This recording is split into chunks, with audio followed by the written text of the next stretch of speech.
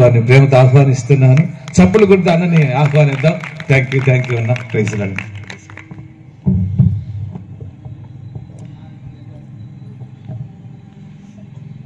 మీ అందరికీ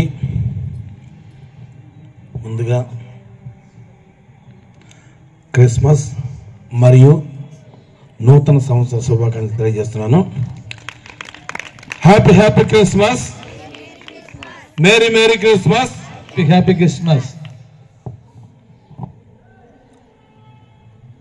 సభాధ్యక్షులు పాష గారు, ఇస్రాయేల్ గారు,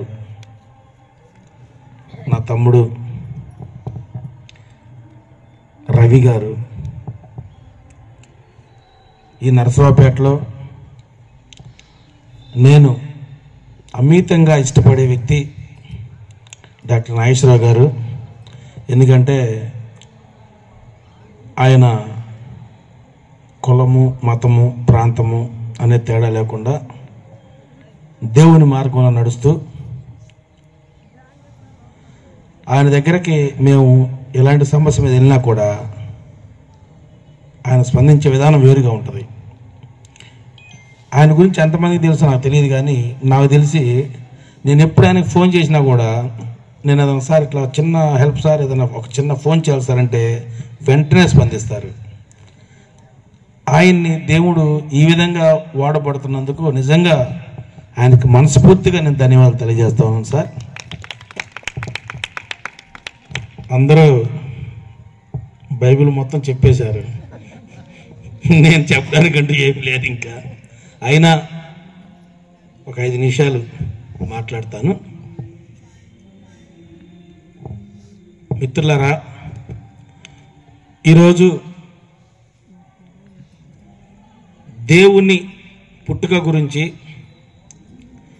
2024 సంవత్సరాలు గడిచి 2025 సంవత్సరం అడుగు పెడుతున్నటువంటి మనకి ఈరోజు ఇక్కడ కూడుకొని దేవుని గురించి మనం 4 మాటలు చెప్పుకొని ఆయన్ను స్తుతించుకొని ఆరాధించుకునేటువంటి భాగ్యాన్ని మనకు అనుగ్రహించినందుకు ముందుగా దేవునికి స్తోత్రాలు తెలియజేస్తూ, బైబిల్లో దేవుడు ఈ లోకానికి ఎందుకు వచ్చాడు, ఎలా వచ్చాడు అనేది ఇంతకుముందు పెద్దలు చెప్పారు. అయినా 2 మాటలు నేను చెప్తాను. లోకాసు వార్త 12వ అధ్యాయంలో, ఒక్క నిమిషం, లోకాసు వార్త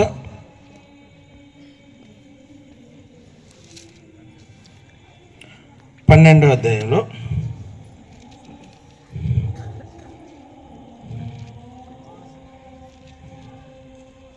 రెండో అధ్యాయం 12వ వచనం.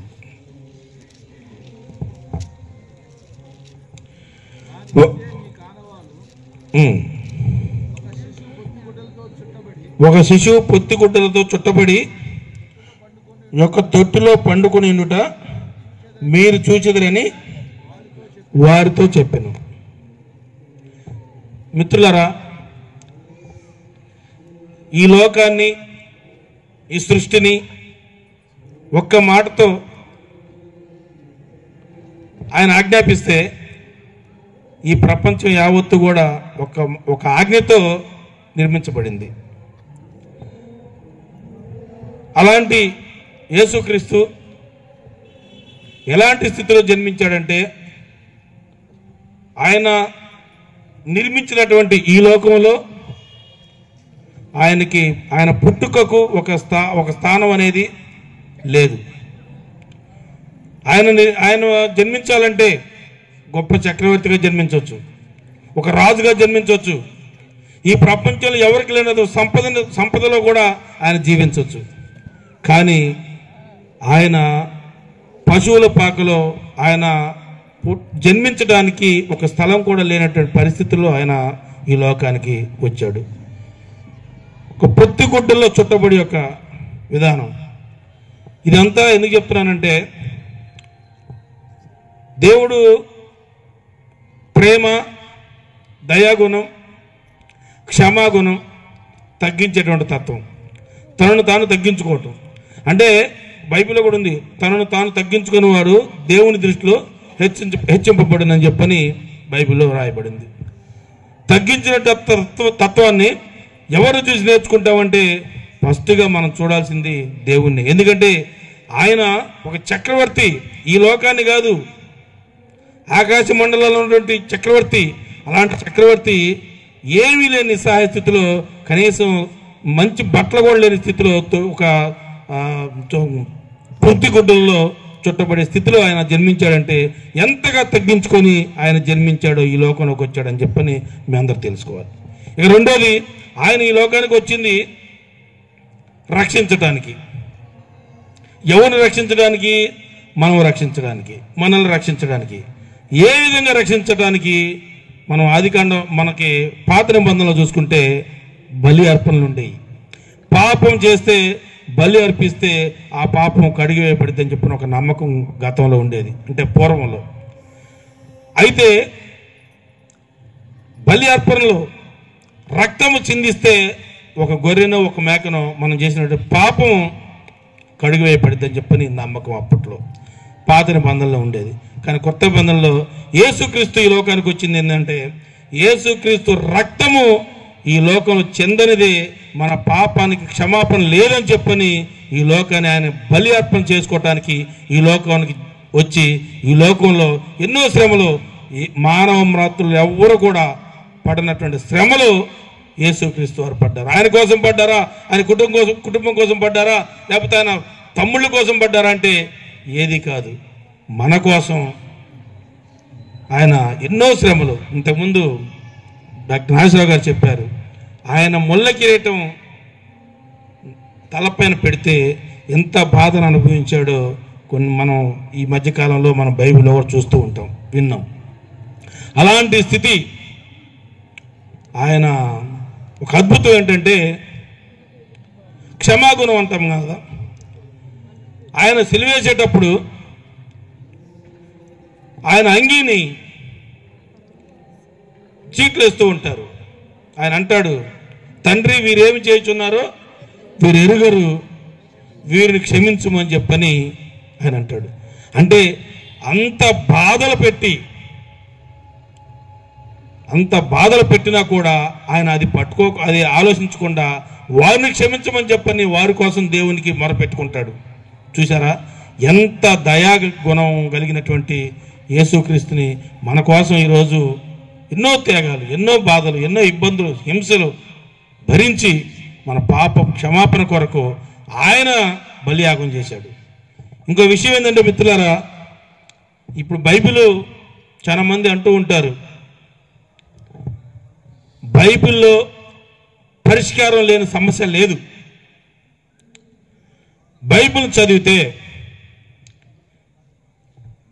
మన జీవితాల్లో, ఈ లోకంలో ఎలాంటి సమస్యకైనా బైబిల్ పరిష్కారం చూపగలిగింది. ఇప్పుడు కాదు, ఇంకొక 1000 సంవత్సరాలు, ఇంకొక 5000 సంవత్సరాలకు కూడా జరగబోయేటువంటి ఆలోచనలు బైబిల్లో ఈ రోజే మనం చూడగలం, చదివితే, బైబిల్ చదివితే.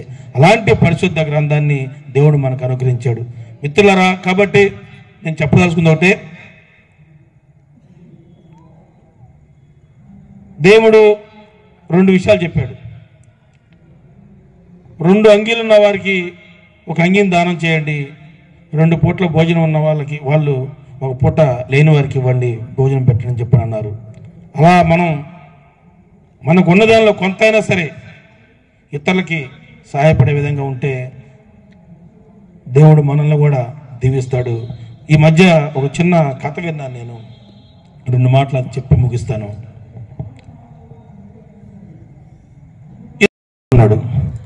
ఈ అన్న పొలం కూడా, తమ్ముడు నువ్వు చూసుకోయా, నేను ఉద్యోగం చేస్తున్నాను కాబట్టి నాకు ఇక్కడ సరిపోతుంది, ఆ పొలం అదంతా నువ్వే చూసుకుంటూ, నువ్వు దానికి వచ్చిన సంపద కూడా నువ్వే అనుభవించు, తీసుకొని చెప్పని తమ్ముడికి అప్పచెప్పాడు. అయితే ఈ అన్న తమ్ముడు పొలం మొత్తం కలిసే ఉంటుంది. ఆ పొలంలో ఒక మామిడి చెట్టు ఉంది. ఆ మామిడి చెట్టు అన్న భాగంలో ఉంది. తమ్ముడు ఈ 2 పొలాలు చేస్తున్నాడు కాబట్టి ఈ తమ్ముడు ఏం చేశాడంటే ఆ పొలంలో ఉన్నటువంటి మామిడి చెట్టు అన్న పొలంలో ఉంటే కొంచెం కొంచెం కొంచెం కొంచెం గట్టు జరుపుకుంటూ నెలకు కొంత లేదా 10 రోజులకు కొంత అట్లా జరుపుకుంటూ కొంతకాలానికి ఈయన పొలంలోకి కలుపుకున్నాడు ఆ మామిడి చెట్టుని. ఆ చెట్టుకి బాగా కాయలు కాస్తాయంట. మామిడి చెట్టు కలుపుకున్నాడు. ఒకరోజు అన్న వచ్చాడు. తమ్ముడు, ఏంది ఇది నా పొలంలో ఉండాల్సిన చెట్టు కదా, ఇదేంటంటే కాదన్నయ్య ఇది నా పొలం లేదని చెప్పన్నాడు. సరేలేని వెళ్ళిపోయాడు. వెళ్ళిపోయిన తర్వాత బాగా మామిడి చెట్టు కాపు కాసింది. కాపు కాసిన తర్వాత ఈ తమ్ముడు కొడుకు ఆ కాయలు కోసుకోవడానికి చెట్టు పైకి ఎక్కాడు. చెట్టు పైకి ఎక్కి కాయ కోస్తూ కాలు జారి కింద పడ్డాడు. కింద ఎక్కడ పడ్డాడయ్యా అంటే ఆయన హద్దు రాయేశాడు చూసారా, జరుపుకుంటూ వచ్చి ఆ చెట్టు అవతల హద్దు రాయేశాడు. ఆ రాయి మీద పడ్డాడు. రాయి మీద పడి చనిపోయాడు. చూసారా మిత్రులారా?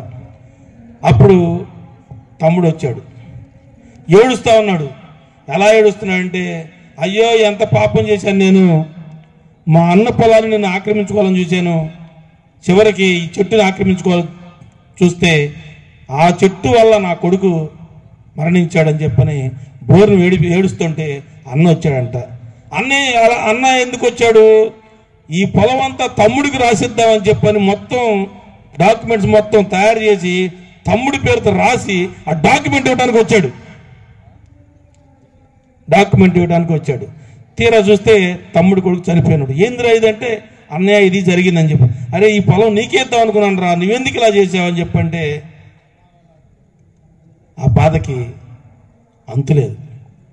మిత్రులారా, ఈరోజు మానవ సంబంధాలు ఇలా ఉన్నాయి. ఎందుకంటే బైబిల్లో కూడా ఉంది, పాపము వలన వచ్చే జీతము మరణము అని చెప్పని బైబిల్లో కూడా రాయబడింది.